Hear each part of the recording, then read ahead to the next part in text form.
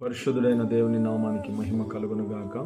నాకు అత్యంత ప్రియులైన నా సహోదరులకు ప్రభువైన యేసుక్రీస్తు నామములో శుభములు, వందనాలు తెలియజేస్తున్నాను.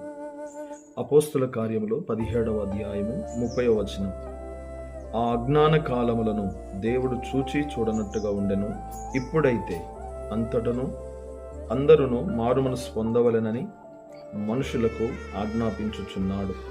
ఎందుకనగా తాను నియమించిన మనుషుని చేత నీతిని అనుసరించి భూలోకమునకు తీర్పు తీర్చబోయేడి ఒక దినమును నిర్ణయించి ఉన్నాడు.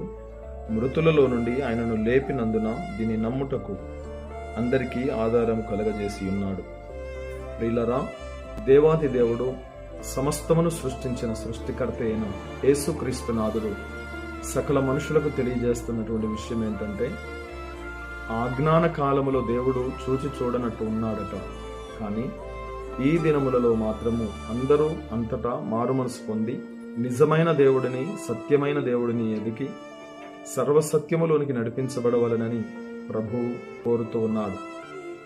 ఈ లోకములో చాలామంది చాలా విధాలుగా భూమి మీద ఎన్నో విధాలైనటువంటి పరిస్థితులను వెతుకుతూ ఉన్నాడు.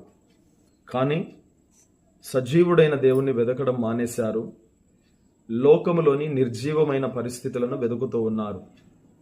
మేలు చేయని, స్థిరముగా కదల్చబడకుండానట్లుగా బలపరచేది ఏదియూ లేదని తెలియక అజ్ఞానములో ఈ లోకములో ఉన్నటువంటి ప్రతి పరిస్థితిని వెతుకుతూ దానిలో సంతోషించాలని, దానిలో నెమ్మది పొందాలని ఆశిస్తూ ఉన్నారు.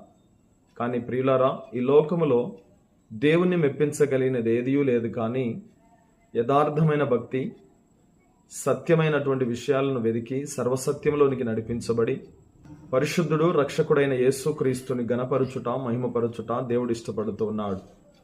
నీవు ఇదివరకు ఏ పాపములో ఉన్నావో, ఏ శాపములో ఉన్నావో, లోక సంబంధమైన ఏ ఆకర్షణలో ఉన్నావో, ఏ అజ్ఞానపు స్థితిని కలిగిన వాడవై, కలిగిన దానవై ఉన్నావో, కానీ ఈ దినమున దేవుడు నీతో మాట్లాడుతున్నాడు.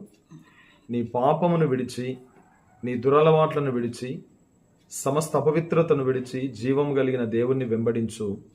ఆయన నీకు నిత్య రాజ్యాన్ని ఇస్తాడు. పరిశుద్ధ లోకమును, పరిశుద్ధులతో కూడా సహవాసమును నీకు అనుగ్రహిస్తాడు. జ్యేష్ఠుల సంఘముతో నీవు కలిసి నిరంతరము ప్రభువును గణపరచునట్లుగా ప్రభువు నీకు గొప్ప ద్వారాలను తెరుస్తాడు. ఆ నిత్య రాజ్యాన్ని నీకు అనుగ్రహిస్తాడు. గనక ప్రభు అయిన యేసుక్రీస్తు రక్తము ద్వారా కడగబడుట కొరకు నిన్ను నీవు అప్పగించుకో. ఆ నిత్యరాజ్యాన్ని స్వతంత్రించుకో. దేవుడు వట్టి కృప నీకు అనుగ్రహించి తన మహిమ కొరకు నిలబెట్టుకొనుగాక. ఆమేన్.